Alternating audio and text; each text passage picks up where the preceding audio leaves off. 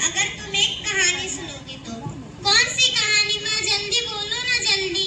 ये कहानी है एक किसान के बारे में जो अपने गांव में अपने परिवार के साथ रहता था, लेकिन बहुत उदास रहता था। एक दिन उसकी पत्नी ने उससे पूछा, मैं कई दिनों से देख रही हूँ आप बहुत उदास रह रहे हैं। नहीं, वो क्या है ना, इस साल फसल बहुत कम हुई थी क्योंकि बारिश कम हुई थी, इसीलिए देरी हो जाती है। हाँ पिताजी, मैं भी कई दिनों से देख रही हूँ आप बहुत उदास रहते हैं। ये जाओ, सुने जाओ। अच्छा जी, आप मुझसे कुछ छुपा तो नहीं ना रहे? नहीं, मैं भला तुमसे क्या छुपाऊंगा। चलो सोने चलते हैं। अगले दिन। अच्छा बच्चों, अब मैं खेत में जाता हूँ, शाम को मिलते हैं।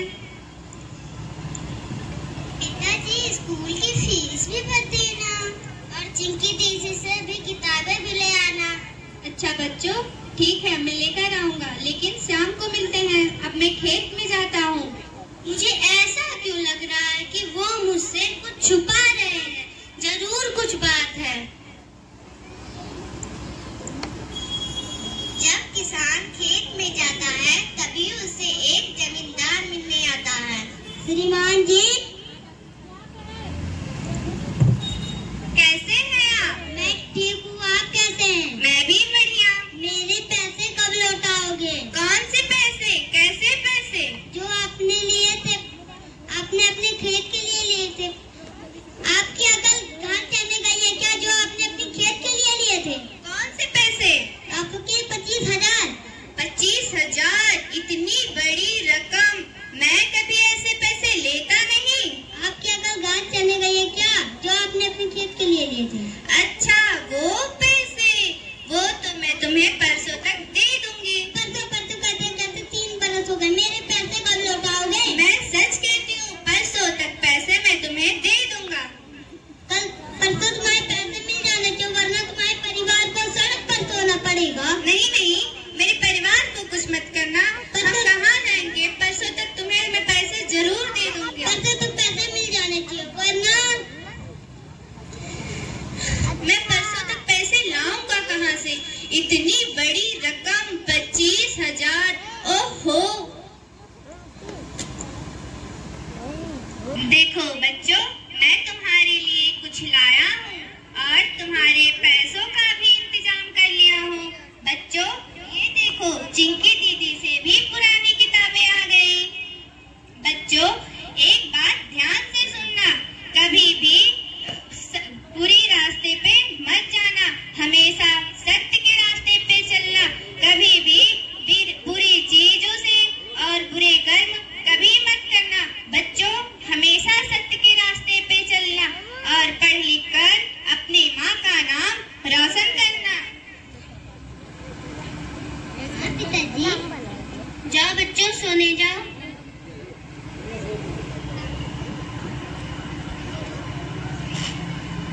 अच्छा जी, आप बच्चों से ये क्यों कहा कि अपने माँ का नाम रोशन करना?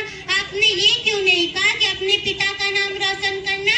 ओहो, वो तो मैं भूल से कह दिया। क्या तुम्हें मुझ पर विश्वास नहीं? चलो सोने चलते हैं।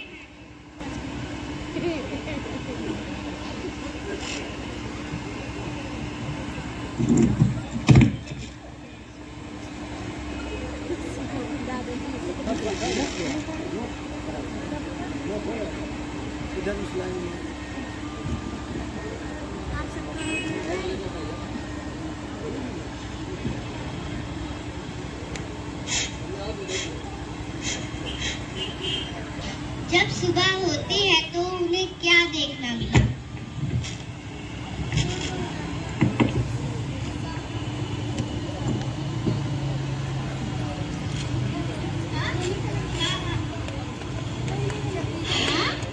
आज पिताजी जल्दी क्यों नहीं उठे?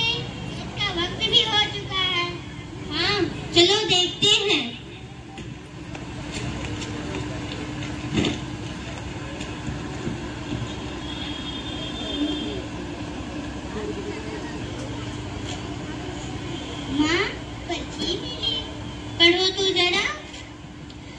बच्चों, तुम मुझे माफ कर देना, क्योंकि मैं तुम्हारा अच्छा पिता और तुम्हारे माँ का अच्छा पति नहीं बन पाया।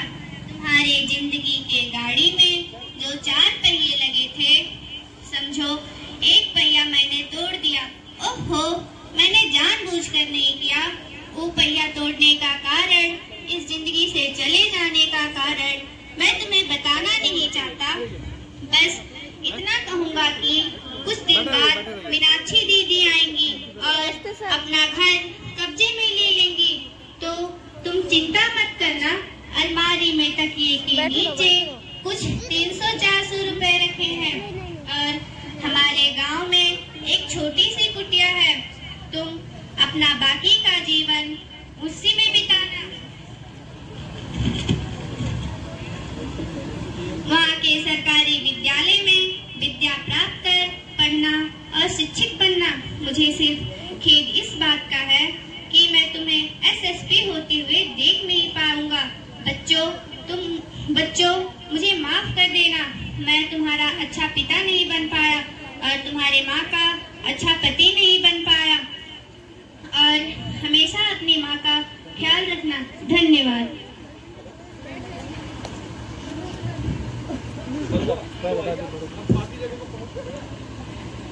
तो तुमने देखा, एक अन्न के कारण कई किसान अपनी जान भी दे देते हैं और तुम उसे फेंकने पर तुली हो।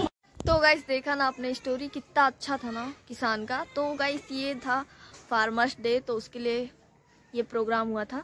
तो मेरी तरफ से आप सबको फार्मर्स डे की बहुत बहुत हार्दिक शुभकामनाएं। गाइस ये कहानी बहुत ही अच्छी थी, इसलिए थी क्योंकि ये किसान के ऊपर था और किसान तो जानते हो बहुत मेहनत करता है। अच्छा सोचो, इमेजिन करो अगर किसान नहीं होता तो क्या होता हमारा। कोई पैसा तो खाता नहीं, कोई डॉलर तो खाता नहीं। तो इसीलिए किसान का होना बहुत ज़रूरी होता है। तो ये उसी पे था कि बहुत सारे किसान ऐसे होते हैं जो कर्ज के चक्कर में आत्महत्या कर लेते हैं। लेकिन मेरे हिसाब से किसान जो जितना मेहनत करता है उसको उसका फल नहीं मिलता है। अब बेचारा दिनों रात तप के अनाज उगाता है, लेकिन उसको भी लोग सस्ते में लेते हैं। अब दुकान वाले सस्ते में लेते हैं, लेकिन हम लोग लेने जाते हैं दुकान पे तो वो भले महंगा ले लेंगे, लेकिन किसान से कोई महंगा नहीं लेता, सब सस्ता ही लेते हैं। तो इसीलिए वही था, मतलब वो संस्था है हमारा पानी संस्था, इसमें काम करती हूँ। तो उसी के ऊपर है कि आमदनी थोड़ा बढ़ाए और उसका लागत कम करे, तो इसीलिए था। तो इसीलिए वो नाटक था। तो उसमें मैं गई थी गाइस, ब्लॉगिंग मैं कर नहीं पाई क्योंकि होस्ट मैं ही कर रही थी ना, तो इसीलिए ब्लॉगिंग हो नहीं पाया। तो ये कहानी मैंने शूट किया था। तो आई होप ये कहानी आप लोग को पसंद आएगा। Please like, comment, share and subscribe fast. मिलते हैं किसी ब्लॉग के साथ, तब तक के लिए thanks for watching, love you all, bye bye, Ram Ram.